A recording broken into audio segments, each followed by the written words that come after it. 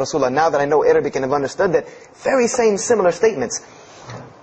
Yes, indeed, there were some implicit statements about that you could implicitly, if you took them and separated them from everything else, you could maybe derive that Jesus was trying to claim some divinity or something for himself. But I also know from doing psychology, and I did a little bit of law too, that an implicit statement cannot override an explicit statement. An explicit statement always takes precedence.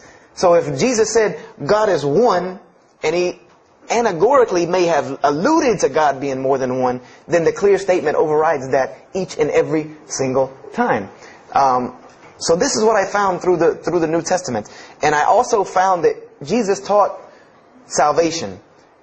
But his salvation that he taught was obeying God and following the commandments. This was his mode of salvation. One man asked him, "Good master, tell me how I can inherit the eternal life." He said, "Follow the commandments." Follow the commandments. He even, in Matthew, was so sincere about it. He said, "Whosoever shall follow the least of these commandments and teach men to do so shall be called the greatest in the kingdom of heaven. But whosoever shall break the least of these commandments and teach men to do so shall be called the least in the kingdom of heaven." So this I understood very clearly, that Jesus taught the same nature of God that was in the Old Testament. He taught that the salvation lied in worshiping God and following the commandments. This I understood. Matthew, Mark, Luke, and John were very clear about this. There were other things, the only begotten Son, but these things were not in red letter, so I did not give them as much weight as what I did to the actual words that Jesus Christ was saying out of his own mouth. So I read Matthew, Mark, Luke, and John. All of it was saying the same to me. I said, I was thinking to myself, this is not what I was taught about Christianity. You're taught that God is 1 in 3, 3 in 1. 1 equals 3. Father, Son, Holy Spirit. Jesus died on your cross to forgive your sin. And there was another thing that I noticed from the Old Testament, and this is a beautiful lesson to Muslims, because you're asked this all the time, especially when it comes to da'wah. And I never put 2 and 2 together until I learned Islam and then read the Bible one more time. Is I wanted to know why the Jews wanted to crucify Jesus so bad. Why so bad? They could have just mobbed him anywhere and killed him on the street. It's not like he had clans like the Arabs that would have come and backed him up. I said, why didn't they just kill him? Why were they so strict and sincere to tell Pontius Pilate, you got to kill him and you need to sanction it. We can't do it, but you need to sanction it to kill him. And now I understand it. Was that Jesus had a mission, and that mission was to share God with the world. And Paul even kind of tells on himself in his book of Galatians as to why Jesus was meant to be crucified, or the Jews wanted to crucify him. Paul said that the crucifixion is the stumbling block for the Jews. And he explained in Galatians that Jesus Christ, and this is how he tried to roundabout explain it, was cursed for us, to remove us from the curse of Allah by taking this curse upon us. For it is written, and he quoted the Old Testament, everything that hangeth on a tree is cursed. So I went back and studied the Old Testament and Judaic law, and I realized that people who were crucified, that was considered a curse upon them. You had to do something pretty serious to get crucifixion, because it was considered a curse from God. It was part of their law that when someone is crucified, that person is cursed. So wherever they buried these criminals, like in the graveyards in Israel, in Jerusalem, in Palestine, where they buried these criminals that were crucified, this was considered cursed ground. This was considered ground that you didn't go on, and you did nothing here, because these people are cursed by God. So I started to put 2 and 2 together. That it's not that they wanted to kill Jesus, because they could have just killed him. They wanted to disprove who he was. This was their point, was to disprove who this man was. He said he's the Messiah. They wanted to disprove it. And they knew, if you can crucify Jesus, he can't be the Messiah. He cannot be our Messiah if you can crucify him. And even if he is, if we can still force our crucifixion on him, then that'll detriment his message. So they understood this and knew this, and this is why they wanted to crucify him.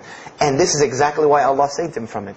Because everyone asks you, why did Allah save him from the crucifixion? Because you cannot crucify. That was part of his law that he came to fulfill, that he could not be cursed according to this law. He said, I have come to fulfill the law. To fulfill it. Therefore, he couldn't be cursed according to it. And this is why he went to the Garden of Gethsemane and asked God to remove this from him, because he knew how detrimental this was to his message of crucifixion. So I began to see all of these things. So I started to read, I got to the book of Acts and started to read the writings of Paul the Apostle.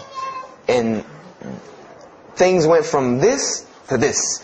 It went from one way to another way. It went completely flipped, turned around. The entire teachings went from obeying God, worshiping God, following the law, to worshiping Jesus Christ and abolishing the law completely. Paul even wrote to the Galatians, "Oh, you foolish Galatians, why are you still following this cursed law? Jesus Christ came as a curse to remove us from the affliction of this curse." So I said to myself, but Jesus just said a few books before this that whosoever shall break the least of these commandments and teach men to do so shall be the least in the kingdom of heaven. And here you go, Paul preaching this gospel to abolish the law. So I even asked, what is going on here? So I started asking my pastor, and my pastor said, now you're getting into deep water. Now you're starting to question the New Testament. You really have some issues. They even thought that I might be, possessed and all kinds of things. So I had a very big conflict going on inside of me, and my friend took me to his textual critic teacher, his professor. And what this man told me probably wrecked my faith in Christianity. And I always say, I doubt he would be very happy me traveling around the world telling people that a Christian professor from Bob Jones University wrecked my faith in Christianity. But he did. Because what I asked him was, what happened to all these contradictions? In the Old Testament there are many contradictions. If you study Hebrew language, you'll understand that when you read some of the Old Testament or the Torah, that there are some parts of the Torah that you can see is the most beautiful Arabic that you can see. The most beautiful Hebrew that you can see, just like when you read the Quran. It's very beautiful Hebrew. And then 2 chapters later, you'll see Hebrew that looks like a broken 3-year-old who is trying to scribble some Hebrew down. It looks very colloquial, very dialectic. You can tell it's not the same person speaking. So I went and asked him about all this stuff I saw. And he told me, he said, what you have is a book written by men over centuries and centuries and eons and eons. And he says, and this book started as an original that was copied and copied and copied, and somebody added a mistake, and somebody came behind him and corrected that mistake and added 2 of his own. Someone came and copied it and skipped a line and added a line where it wasn't supposed to be. And then someone else came and copied it and took it to his country, and in order for it to fit well with the doctrine they were teaching, he would cross out a dot here or cross out a word here or change a word here so that it would fit with the theological ideas of this part of the world. And he said, and after all these years, you have a book now that is compiled from all of this, written by the hands of men that still have men's fingerprints left on it. And that's what you have. You have an imperfect book that is only perfected through faith. This is exactly what he told me, that this book is perfected through faith. You cannot perfect it textually. It's not a textually perfect book. Those who believe in it by faith. And so I said, here we go again with this faith thing. I said, God gave me a brain for a reason. If He did not want me to use it, He would remove this reason and logic part of my brain out and replace it with more faith. So, and I was of the opinion, as the saying goes, my grandmother didn't raise a fool. I'm no fool. I said, I can't believe in this. This book, I've been taught is the inerrant word of God, and you're just telling me that it's a book of errors that's only perfect through faith. That's like me taking a 1982 Datsun all beat up and saying, if you believe, it can be a Mercedes. If you believe. That would make no sense. You can't take a car to the car dealership and say that. No, if you really believe it, if you look at it right, it's a Mercedes. So I said, no, this is a book full of errors. And God's religion is perfect. If God has a religion, it's perfect. If He has a book, it has to be perfect because He is perfect. So I left Christianity completely. And I decided that I had learned some concepts from the Bible. God was one. You couldn't fool me of that. I had also concepted that there should be nobody standing between me and God because He created me without permission from anyone. Therefore, I don't need to be taking permission from someone to go to Him. If I had to be forgiven for something, it should come from Him, because on the day of judgment, it's going to be me and Him alone. And I didn't know about God's prophets yet. I had my doubts and persuasions about that. So I decided to start searching other religions. I went back to Judaism. I studied Judaism. I found the same thing that Jesus taught about two spiritual Jews that leave the law, and Jews that were so caught up in the law that they left no room for spirituality. I studied Buddhism, Hinduism, Taoism, Confucianism, Wiccan, Bushido. Everything I could get my hands on, every type of ism or religion, I studied it. But there was one litmus test that I used for every religion. And whenever I met them, or the people or whatever about this religion, I would always ask them, do you have a book? Do you have a book? Because another thing I had come to the conclusion of is that if your religion is true, you should be able to tangibly hand me something and show me that this religion is true. Give me something that I can see. I don't want to hear that faith stuff anymore. I heard that all my life, and look where it got me. It got me thinking I'm driving a Mercedes running around in 1982 beat up Datsun. I said, no, you have to show me. And so I read the Bhagavad Gita, I read the Torah, I read the Scrolls of Tao, I read the Code of the Bushido, I read the Wiccan Book of Spirits and Spells and all that other magic stuff they have. And I read all of these things, and I found something very congruent with all of it, was that there were very same philosophies and teachings in all of these major religious books. They all talked about God and His nature. Most of them alluded to the fact that God is one, and that God sends messengers to us and people to us to teach us. But they were filled with a whole bunch of garbage, to be honest with you, that I couldn't logically, rationally believe. So at about the age of 17, just about the time, about 17 and a half, I gave up my search for God. And I became kind of angry with God, because I said, here I am looking for you, and I can't find you, and it doesn't look like you're giving me any help. And I don't know how many of you know, but for a 17-year-old that is frustrated with God and the world, there's a lot of trouble he can get into. There's a lot of things he can do to put himself in predicaments when he's frustrated with the world and had come to the conception that, if there's a God that exists, then He doesn't really care about me. That's a kind of a dangerous young man. So I started doing the whole partying in trouble, going to parties, drinking underage, all of this stuff I started doing. I'm a perfectionist at heart. So when I was a Christian, I tried to be the best one I could. If I was going to switch to being any other religion, then I was going to do that 100%. So you better believe when I went after the dunya, I did that 100%.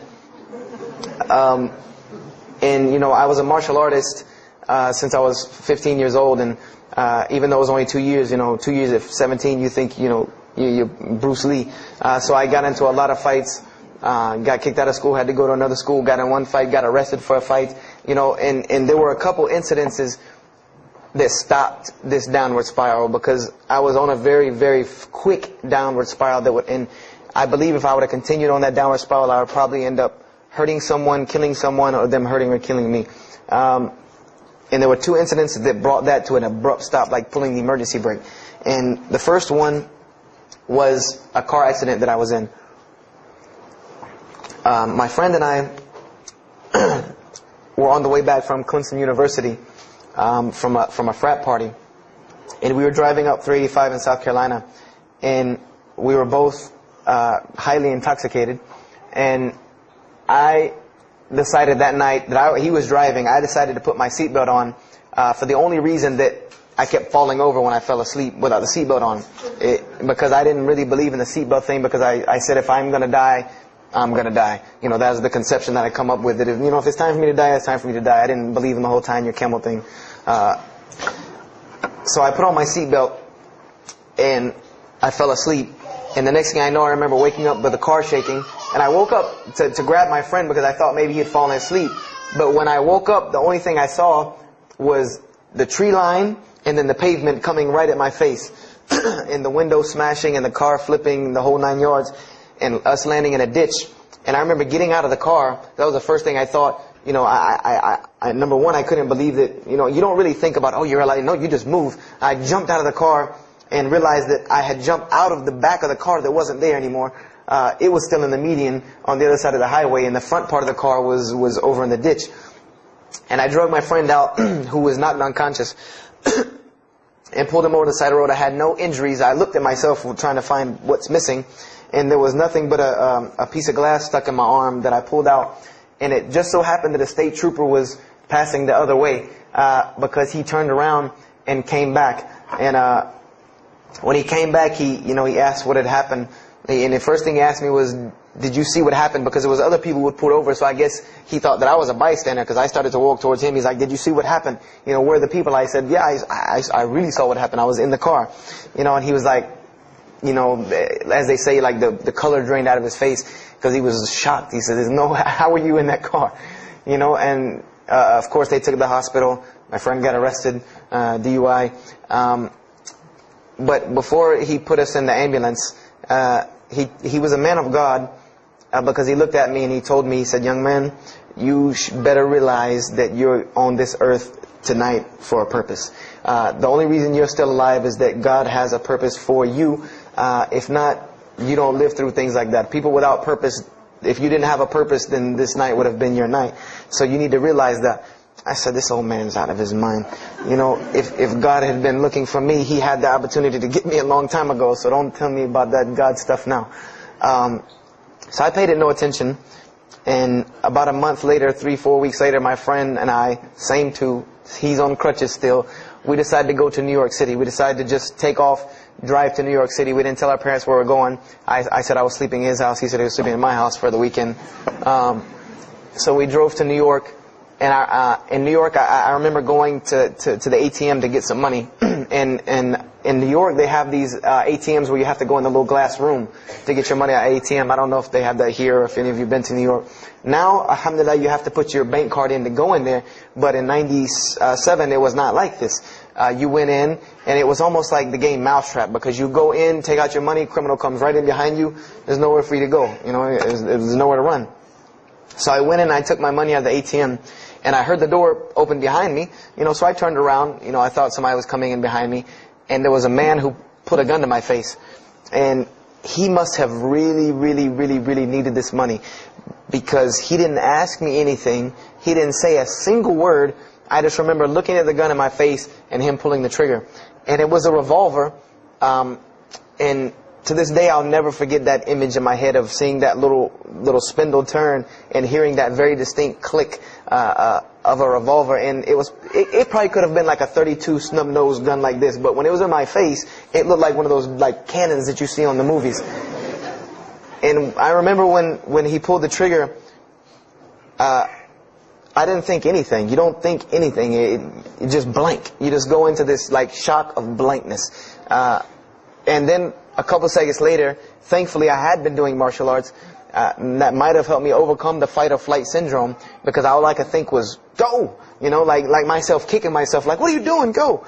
So I bum rushed him. We went flying, he went flying, money went flying, gun went flying. And I took off and went to the hotel and didn't say anything to anybody. We went back to South Carolina the next day. And I didn't say anything because we weren't supposed to be in New York. My grandfather would have killed me. If that guy didn't kill me, my grandfather would have took care of it.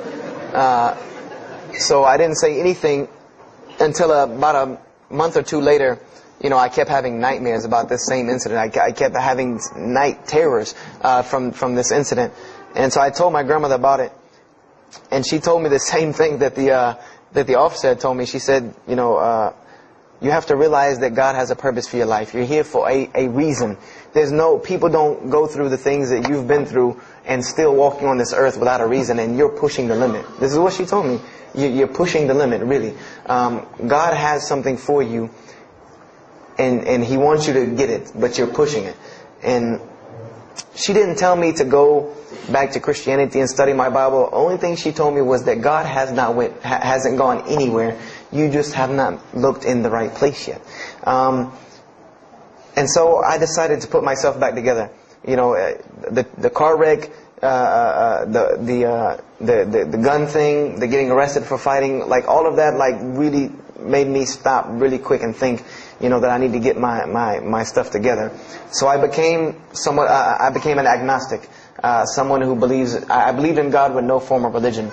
I prayed to God on the floor on my hands and knees, because this is how all the books of God, this is how the Bible, the Torah, the New Testament, the Bhagavad Gita, all of these scriptures that I ever read, they said that this is how the men of God prayed. And it was during this time that I did read one book about Islam in the public library, because I had never heard of Islam ever. But I remember I was looking in the religious section in the library at school, and there was a book about Islam. and or it was in the library, the public library, and I remember it was some title like "Why I'm Not a Muslim" or some, one of these titles that was propagandistic against Islam, but I had no idea. So I just took the book and I read it, and I remember it said that Muslims, M-O-S-L-E-M-S, and any of you knowing Arabic knows that's a very derogatory word. A Muslim is someone who oppresses someone else. That's a very quick sleight of the pen that was used in the past for a very real purpose. It said that Muslims were people who worshipped a moon god named Allah, who lived in a box in the desert in Saudi Arabia, and they were oppressive to women. I remember there was a whole chapter about how they could have 4 wives and as many as they want, actually, because they could marry 2, divorce 1, get 3 more. This whole, and it said that I remember the one thing that really caught my attention was the whole chapter on jihad, where it said that Muslims were allowed to kill non-Muslims at any time, at any place, without discretion, and it was an honorable act, and not only would they go to heaven before it, but they would get 70 virgins on the way. So I closed the book on Islam, put it back on the shelf, and marked off Islam off my little list of religions, and said thanks but no thanks, and if I ever see a Muslim, I am out. And I said I'm pretty safe in Greenville, South Carolina. I had never seen a Muslim ever. So I said, I don't have to worry about running into no Muslims, thank God. So, I started, just worshiping. I tried to just be a good person, pray to God, ask Him for guidance, try to be a genuinely good person. And I remember what changed is when I met a Muslim. I met a Muslim who I had met a couple of times at school. We had went to school together, and I knew him, but I never knew that he was Muslim. And there's a couple of reasons why I never known he was Muslim. Because he was African American, number one, and the book said that Muslims were Arabs. And number two, I didn't know, I thought Muslims ran around, marrying as many women as they want and killing non-Muslims. I didn't know that they could also be part-time drug dealers. So I never knew that this guy was Muslim. I didn't put 2 and 2 together. So we were at his house one day, and me and my other friend, the one that I got into a lot of trouble with, I'm trying to keep him out of trouble now. We were at his house, and we were debating something about religion. I forget what even the topic was, but you had 2 teenagers thinking they know everything. And I was trying to explain something to him about the Bible. And that guy came in and was listening. He said, "Have you ever heard of Islam?" I said, "Yes, I've heard all about Islam." He was like, "Okay, so what do you think of it?" I said, "What do you mean what I think of it? That's probably the worst religion I've ever seen on the face of the planet." He's like, "Why?" And he's like, "But I'm a Muslim." I was like, "Man, stop playing." You're an African American. He's like, "So?" I'm like, "The book said you guys were Arab. All the Muslims were Arabs." He was like, "What else did you read in the book?" And I told him. He was like, "Man, what in the, what have you been reading?" He's like, "You need to go to the mosque for Jummah." He's like, he told me, he said, "I'm not a good Muslim." This is what he said to me. He said, "I'm not a good Muslim. I'm not even going to try to front and say I'm a good Muslim."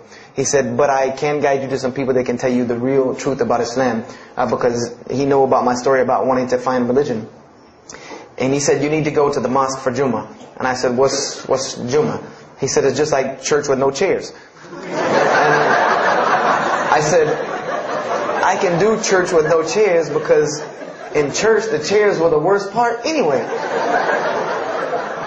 Because they had these hard benches that you sit on that are like this, and are so hard." I said, "That's good. You sit on carpet? Wow, man, every church should be like that."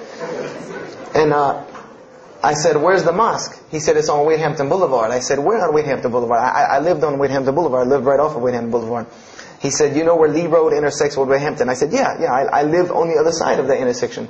He said, "It's right there." I said, "No, it's not. There's nothing. There's a gas station or a church." He said, "Yeah, you know that church, the Evangelical Missionary Training Facility?" I said, "Yeah, I used to take missionary classes there."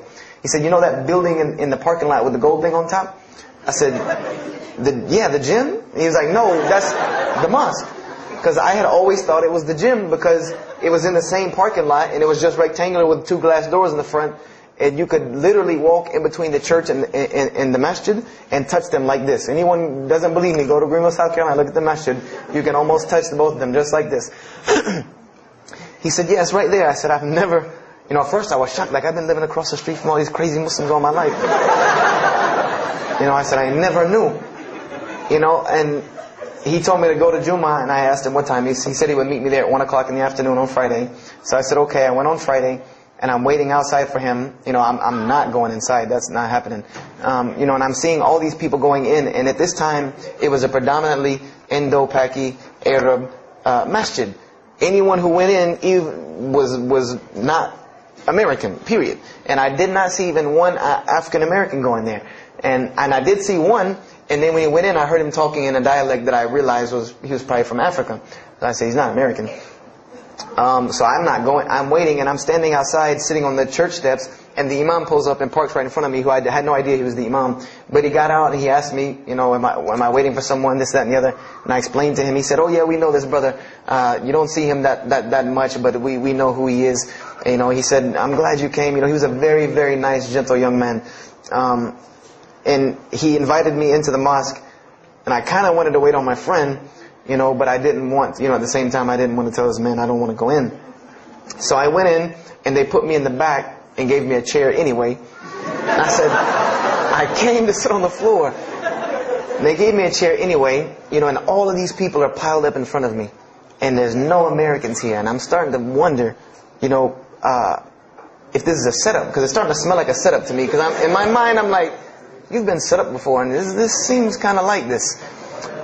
So, and I'm starting to think in my head, scenarios, a young mind at play. I said, this other guy, my friend, he probably was in the same situation like me, and he probably made a deal with them to get out, as long as he brought other Americans and tricked them into coming to the mosque, so they could do their jihad after Jummah and get their 70 virgins.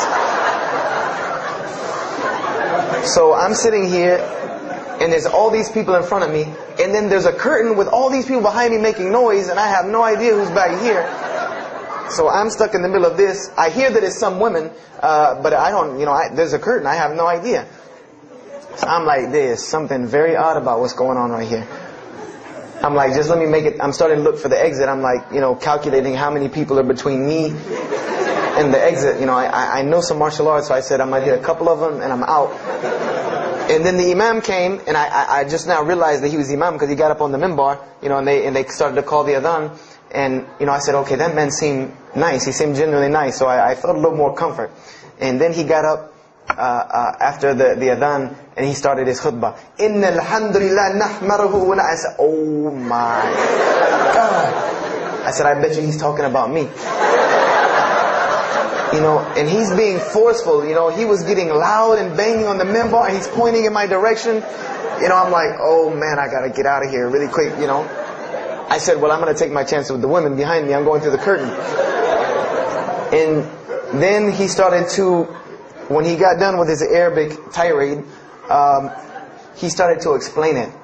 That verily all praise belongs to Allah alone, or God alone, and Him do we worship, and Him do we seek help and assistance. We seek refuge with Him from the evil that lies. He explained what he said in Arabic, and it sounded to me so beautiful. It was very, very beautifully prosed, what he said, and I wanted to know where he got that. I said, where did he get that? Because it was only about God and about the nature of ourselves.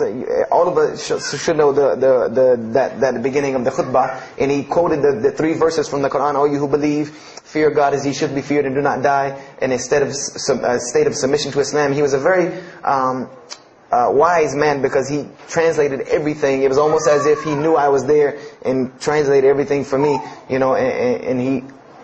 I remember to this day what the khutbah was about. And I don't know if he did it because I was there, or if that was his already planned khutbah, but it's almost as if it was meant for me. The khutbah was that, the title of it was that the forgiveness of Allah is open to anyone at any time, at any place, no matter what, unless they have committed shirk. And the prose of the khutbah was a very long hadith. A very long hadith that some of you will know. And just to make it short, it was the hadith where the Rasulullah ﷺ met Angel Gabriel or Angel Jibreel, and Angel Jibreel was telling them to tell him that if the Muslims commit this certain sin, to tell them that Allah would forgive them. And every time he would tell the Muslims, they would say, okay, well then what about this sin? And he would go back and meet with Angel Jibreel, and he would go back and come back and say, tell them that Allah will forgive him for that. And this discourse happened, for many different sins. And then finally Angel Jibreel alayhi salam said, tell them that Allah has said, no matter what they do, even if their sins are compiled, like the oceans are from the east to the west, as long as they have not associated a partner with Allah, tell them that Allah will forgive them. And I remember he told me that, or he said that, that the door of repentance to God is open, as long as you have not seen the angel of death or the sun hasn't risen from the west. I didn't really understand the sun risen from the west thing at that time. But, and he said that, God's forgiveness has to come from God alone. And this was the whole premise of his khutbah, was on forgiveness and tawbah. And I was saying to myself, these are all of the same concepts that I had formulated through reading the religious scriptures myself. And I'm asking myself, where did he get this stuff from? Where did he get all this? And he started using names like, he used the name Ibrahim alayhi salam, he used the name Musa, and I'm like, he translated it to Abraham and Moses. I'm like, where did he, where is he getting these? These are names from the Bible. I know these people. And so after the khutbah, they started lining up for the prayer. And I got apprehensive because everybody's getting up in front of me and blocking my exit from the door. And so I guess one guy in the back saw me, and because I had to move back a little bit, he said, we're about to pray. And I said, pray to who? And he said, to God. I said, which one? And he said, the one that created the heavens and earth. The same one that's in the Bible, the only creator of the heavens and earth, the only God. I said, yes, I know him. And so the Imam started to pray, and when he recited the Quran, I know it sounded very intriguing. I had no idea what it was. But then when I saw Muslims bow and prostrate on the floor, verses and verses of every religious book that I had ever read started ringing off in my head, that this was the way men of God prayed. And the first thing that I could think of in my mind was, this is worship. That's what I said to myself. This is not prayer, because prayers are asking God for something. These people are worshiping God. So I said to myself that you've written this religion off way too easily. I thought I was a much more open-minded person than that, and I was ashamed of myself that I had written it off with just one little book. I had put all this studies into the other religions. I read this one thing about Islam and was done. So I went to the Imam after Jummah. He talked to me, and I would have to say that I was probably a little bit rude with him. And I've asked him to forgive me. I saw him a few years later. I said, you got to forgive me for the first time you saw me, because he started telling me, would you like to know a little bit more about? He had a very heavy accent. He was an Egyptian brother. Would you like to know a little bit more about Islam? He tried to give me some pamphlets. I said, no. I don't want any of this right here. I said, do you have a book? This is what I wanted to know. Do you have a book? Can you give me? He said, yes, we have a book. I said, it's called the Quran. I said, can I read it? Is it in English? Can I read it? He said, sure, you can read it. And then he tried to explain it to me a little bit, how it came by. I said, nah, just give me the book, because the book should speak for itself. So I took the Quran home, and on Friday night I started to read it, because this is a book I had never seen before. And I was very interested. So I went home and I opened the Quran, and I read the Fatiha. It seemed to me kind of like the Lord's Prayer. It was a little similar to what I found in the Bible. But then I started to read Surah Al-Baqarah. I started to read Surah Al-Imran. And I started to see names that I had seen before. I started to see names like Abraham, Moses, David, Jesus, Yahya, John the Baptist, Zechariah, Mary. And I said, I know all of these names, but there was something different about these people in this book. The prophets that I found in the Bible were people that were deplorable, of not very good character. These same men in the Quran were someone who were at the highest echelon of moral character and moral fiber. They were someone that was an example to be followed, because they lived the message that they preached. Therefore, they were able to be followed and emulated.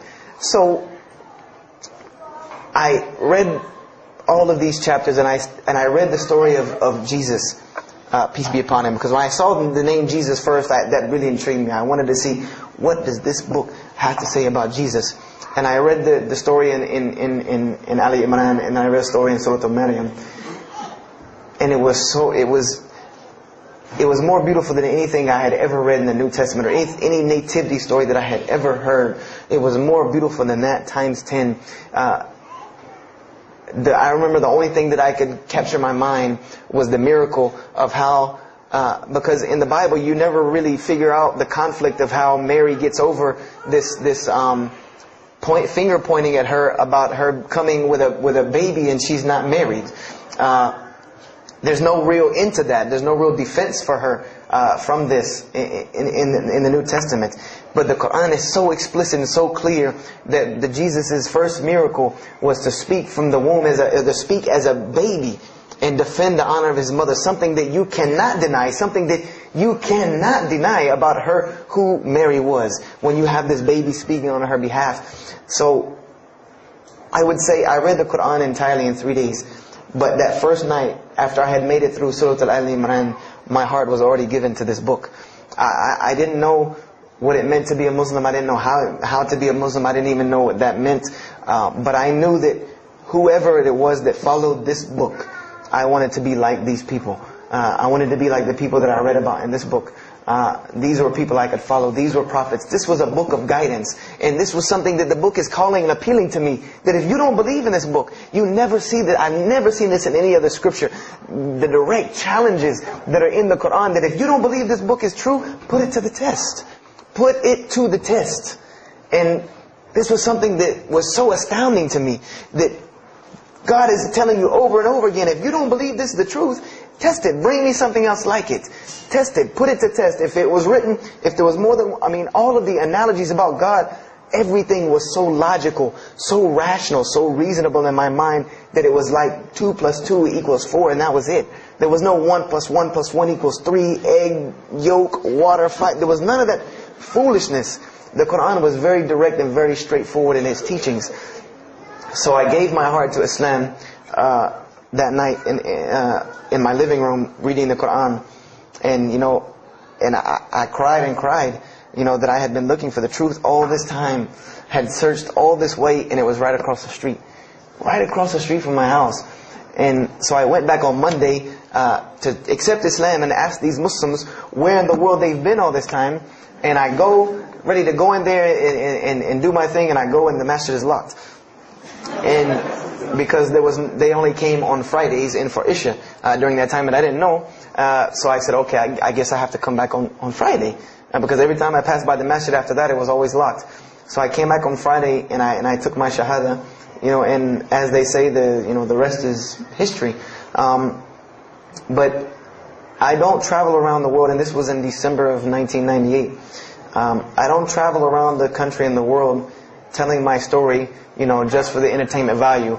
Even though I've been told it does have some entertainment value, I don't tell it for that person for sure. If that was the only reason, then you could just get it off of YouTube and it was the same exact story. I'm going to finish with this, and I hope you can give me 10 more minutes, inshallah, to tell you why I go around telling my story. I tell my story to let everyone realize that there are millions and millions of people just like me. Just like me in 1998, searching for the truth, can't find a way out. There are millions of people. There are probably millions of people in California, hundreds and thousands, if not millions, right here in in Orange County and Los Angeles in the Southern California area, that want to know the truth, that are tired of hearing the same garbage preached to them over and over again, tired of this shaitan bots telling them the same thing over and over again, tired of the world being in the condition that it's in, tired of their life being in the condition it's in. And we as Muslims have the solution to every single one of their problems. And guess where we keep it at? Right here inside the masjid. Right here inside the masjid we have all of this truth. We have the solution to every problem in the world. You want to solve the world hunger? The problem of world hunger? Islam has the problem. You want to solve the problem of world poverty? Islam has the answer. You want to fix the economic situation of this country? Islam could fix it tomorrow.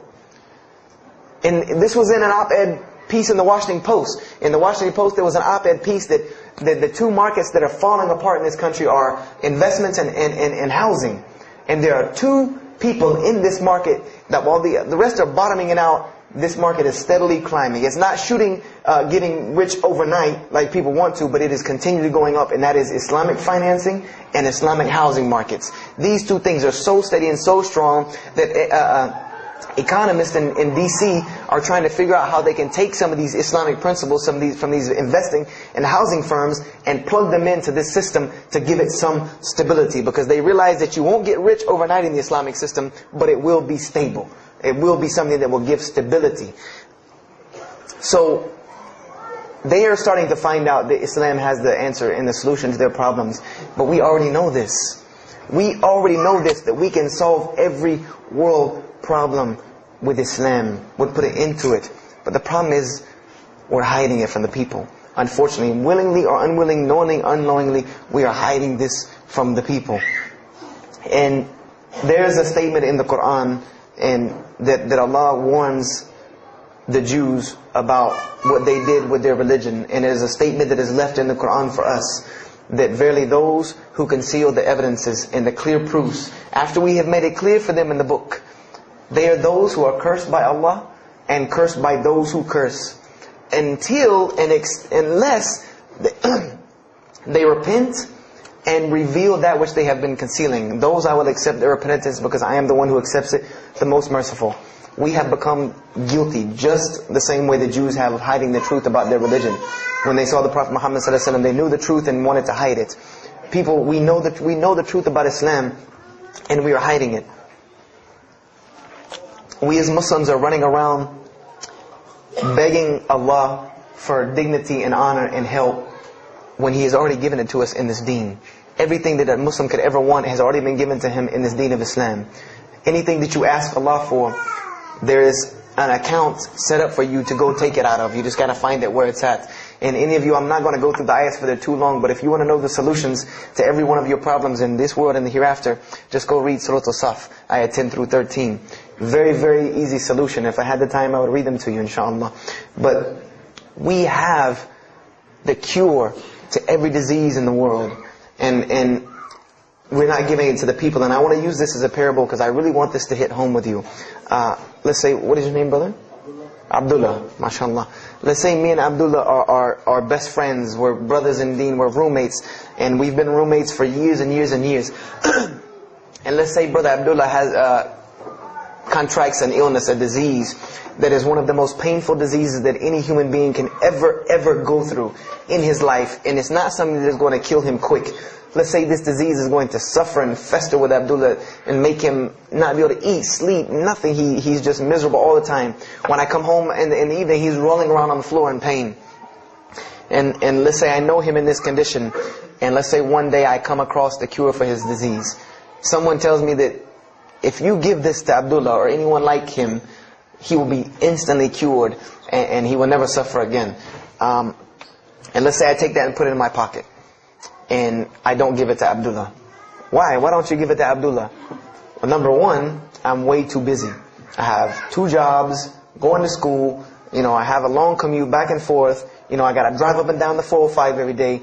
I don't have time to give Abdullah this medicine, man. If he wants the medicine, he'll go get it himself. I don't have time, I'm really busy. Number 2, I'm not a doctor.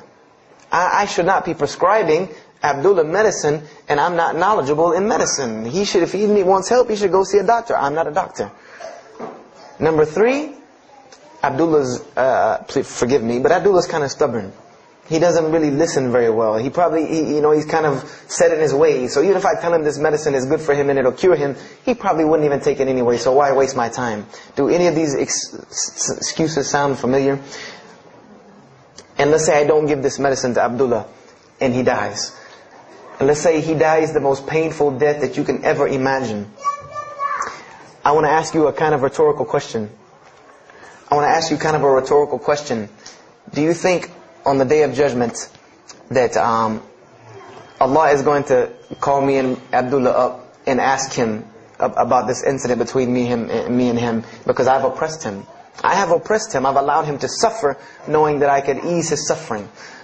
I'm sure Allah is going to ask us about this. But the beauty about Islam is that if Abdullah was a good Muslim, bore this disease patiently and died, he dies as a shaheed, inshallah. And on the Day of Judgment, this is how beautiful Islam is. That he could very well come before and Allah ask us about this, and Brother Abdullah say, you know what? Allah, I forgive him. So you forgive him. This is the beauty of our religion. And Allah will forgive me. But the disease I want to tell you about is the disease that every single non-Muslim walks around with every single day, and they don't even know it. It has no real physical symptoms. And that's the disease of shirk. The disease of being jahl, being ignorant about Allah subhanahu wa ta'ala. Allah gives them life and they worship someone else. Allah feeds them and they thank someone else. He created them and fashioned them in the womb of their mother and knows them better than they know themselves. And they have no idea who He is. They don't even know who He is. If that doesn't pain your heart to see a person in this condition, then for sure the hearts have become hardened. Because when I see non-Muslims, especially when I sit in places like airports, I see this disease. I see it on them. I see them walking around with it. And there's so many of them passing me, I think to myself, there's no way I could talk to all of them. There's nothing I can do. And this disease is something that not only is not going to show up as a physical symptom, and is going to leave them ignorant about Allah subhanahu wa ta'ala, but when the day they die, they will die the most physically painful death that anyone can ever suffer. The Rasulullah ﷺ said that when the angel of death comes to the disbeliever, it doesn't come kindly. He yanks the soul through the nose, and it's as if his flesh is torn from his bones. It's as if they take Brother Abdullah and turn him upside down and stuff him in a human paper shredder. This is the death that is waiting for those who do not know Allah subhanahu wa ta'ala. And you know the unfortunate thing? That while you've been sitting here listening to me, thousands of people have died. Thousands of people have lost their life not knowing Allah while I'm talking to you right now. People in this city have lost their life. And there's nothing we can do about them. They're gone. It's too late for them. We can't save them even if we want to. And that's a deplorable, deplorable, sad, sad fact. That we can't save them. But there are many, many, many, many who we can save. And that all that takes is us taking this light of Islam we have and showing it to the world. There's a statement in the Bible, and I finish with this. Whether Jesus ﷺ said this or not, it doesn't matter, because this statement is one of the most profound statements that has been somewhat of a focus for me in my mission of da'wah. It is said that no one would bring a candle into his home and then place a bucket on top of it, because then no one would benefit from the light. No, if someone would bring a candle in their home, they would set it on the table in the middle of the room so that everyone could benefit from this light. And unfortunately, the Muslims of this generation, we are a bunch of candles with buckets on top of it. No one can see our light. No one can see the beauty of Islam in it. Believe me, if you don't see it, believe me, take it from someone who was once standing on the outside looking through the window at that light. It is one of the most beautiful things you can ever lay your eyes on. It is a treasure to be found of treasures. And everyone else can see this, and they will see this if we show it to them. If we allow Islam to be Islam. If we start becoming Muslims, meaning that the best form of da'wah that you can do to this world is very, very simple. It's not complex. It doesn't take a 10-hour workshop, even though some of the details do. But if you want to know the way, the best way to do da'wah is for Muslims to be Muslims. That's it. Study our history. Study the history of Islam. Why was the world conquered by Islam? Not through military campaigns and wars, but through Muslims being Muslims. The most populated Muslim country, Indonesia, was because of Muslims being Muslims. A few Muslims deciding to get up off their behinds and go to another country and live their life as Muslims, not shaving off their deen to be pleasing to those people, but being Muslims. And when the people asked them and inquired, what is it about you backwards Arabs that we've heard all these crazy things about? Now you come out of the desert with pristine moral and character, and you have better ethics and morals than we do. What is it that has happened to you people? And their answer was, La ilaha illallah, Muhammad Rasulullah. That we believe in Allah and He has sent us a man named Muhammad, and we emulate his lifestyle. That's why we're like this. This is what conquered the world for Islam. This is what conquered people's hearts for Islam. Was the truth and the beauty of it, and its simplicity of its message.